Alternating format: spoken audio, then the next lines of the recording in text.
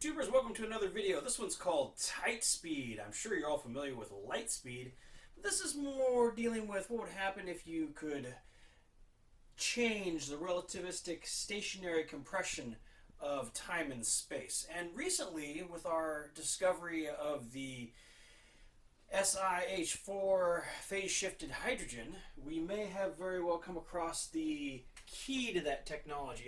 For years I wrote about something similar. I called it a godly tech. And tight speed is like light speed. The difference is we're going to use redirective neutrino fluxes to be able to achieve that.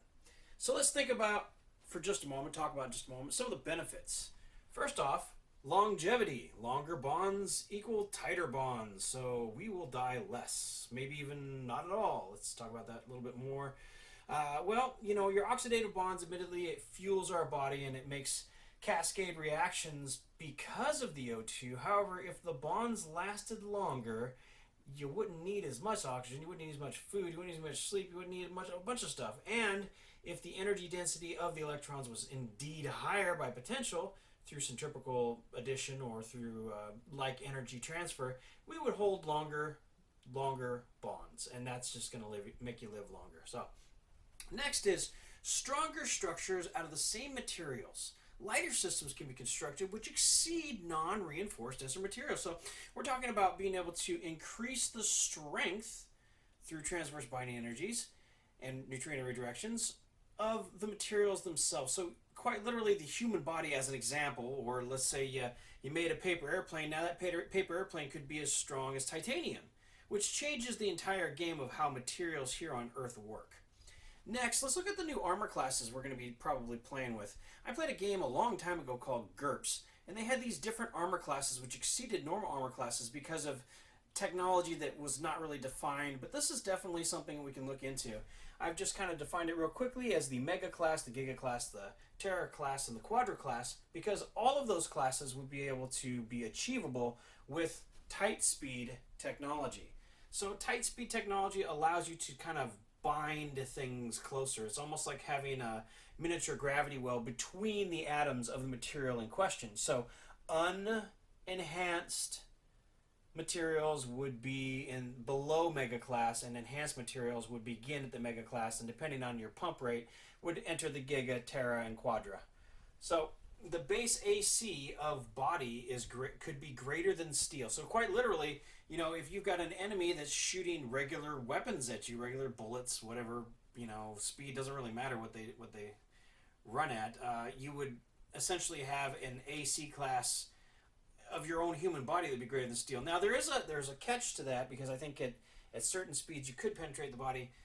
It'd probably be pretty slow, but at those lower speeds, of course, here we'll get into that here in just a second. Your DNA would knit you back together. All right, so less oxygen needed for life sustainment. Due to the increase in electron density, oxidative bonds are easier to initialize and maintain. So quite literally, you're gonna have thoughts you've never thought possible. You're gonna take what little well of knowledge you have in your lifetime, and that's just gonna blossom out as if you're in like a major temple or a very dense mountain or a very structurally aligned, made of dense materials church. You're gonna have these thoughts which just emerge out of your mind. It's just going to be just like you're visiting a holy place. And this is just kind of like the same kind of thing. Time differential stasis effects. People outside your bubble that's not using this technology are going to age faster. So quite literally, you're going to stay young, they're going to get old. So all you Hollywood types, all you rock stars out there that want to live longer, this is that technology. This is what's going to get you there, is tight speed technology. And it even kind of goes with that classification. I mean, we know that when we get facelifts and stuff, we tighten up the face and whatnot. Well, this kind of maintains that, but on a quantum level, which is really cool. And there'd be multiple different types of devices that can be created that produce these types of fields. Okay, next, for all you military people out there, we're going to actually be able to have bullet time, like for real. Like you turn this device on, some of the force devices that I've seen in my thoughts, you could actually have bullet time for war and conflict. They change, war and conflict change forever. Okay, you would have literally invincibility at certain levels to shearing or tearing. You would literally have a bulletproof technology, or your armor would not allow normal materials through it. So your tank armor, your ships, I mean, they're all paper thin compared to some of the higher density stuff. So basically, any army not using this technology would be devastated in a war. They would just be taken out. It'd be comical how fast they would be taken out by enhanced materials and enhanced weaponry. And of course, they wouldn't be able to penetrate your armor, so it doesn't matter. They can't shoot down your ships. They can't shoot down your planes. They can't shoot down all this stuff because they can't. It's just simple as that. Okay, the next part, which kind of goes with war and things like that, but it also goes with normal everyday life. We do stupid stuff. We're humans. Is accelerated healing. Believe it or not, when you move more neutrino fluxes through DNA, it knits it back together faster. It's almost like a turbo healing effect. Wounds can close almost instantly, and it's all controlled by the structured vibrations that DNA. It would take you a little while to kind of like cross-reference this and research it, but basically, if you give the DNA's materials, it's kind of like a magnet. Like an electromagnet? Okay, we are like all of our little atoms and stuff are like little magnets.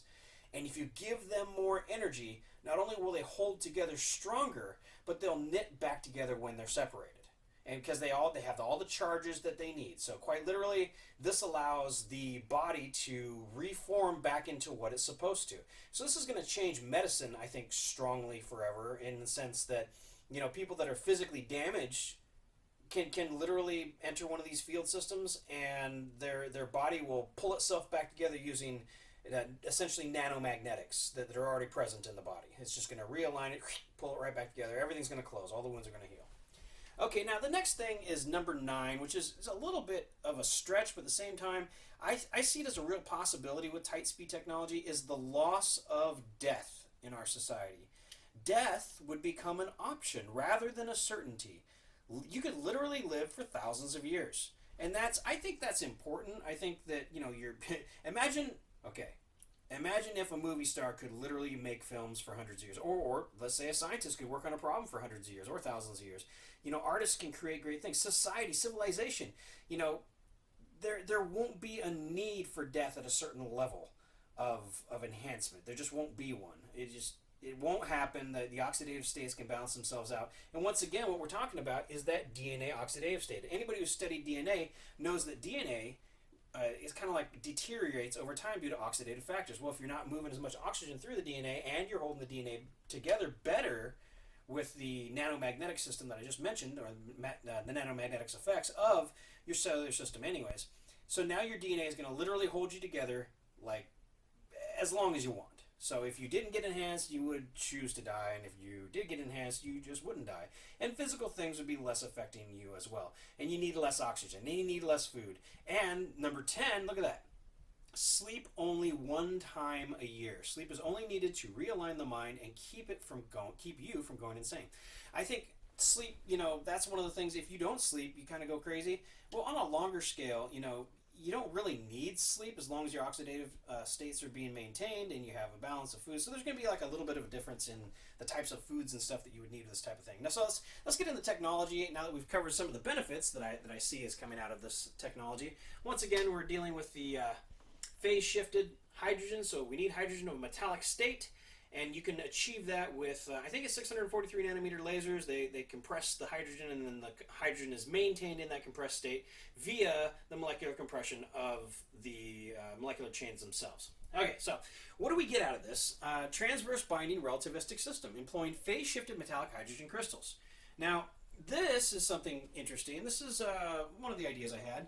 And this is an infinity belt. I mean, that's basically based, on the thousands of years kind of thing.